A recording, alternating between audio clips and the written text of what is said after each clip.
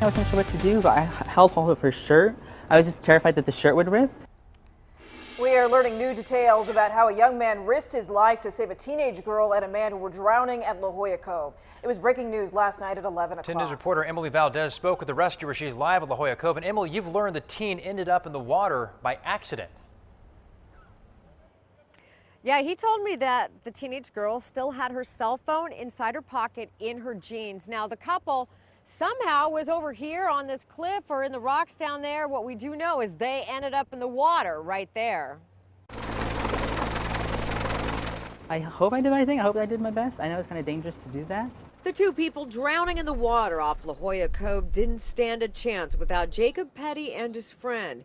The teenage girl still wearing jeans with her cell phone in her pocket. She was unconscious. Her stomach seemed to be bloated from all the seawater. Her face was blue. Jacob Petty says the calls for help Friday evening at La Jolla Cove seemed distant and muffled by the waves.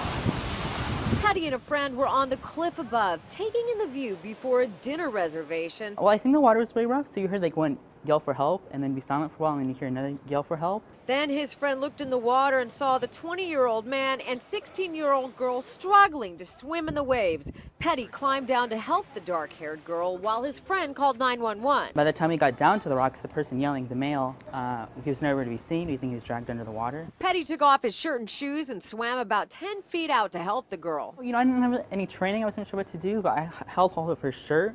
I was just terrified that the shirt would rip. The problem, getting her to shore. His friend helped pull her up on the rocks. The lifeguards showed up in minutes and found the man. He, too, was unconscious. Lifeguards did CPR on both of them.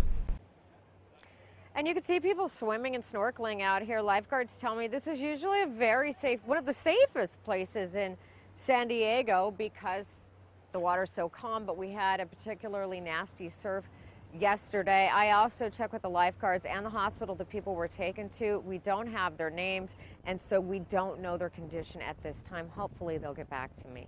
I'm live in La Jolla. Emily Valdez, 10 News. Emily, thank you. Lifeguards say the La Jolla Cove rescue is just one of dozens they performed this week. They say high waves and warm water have drawn huge crowds to local beaches, but a southwest swell is also bringing strong rip currents.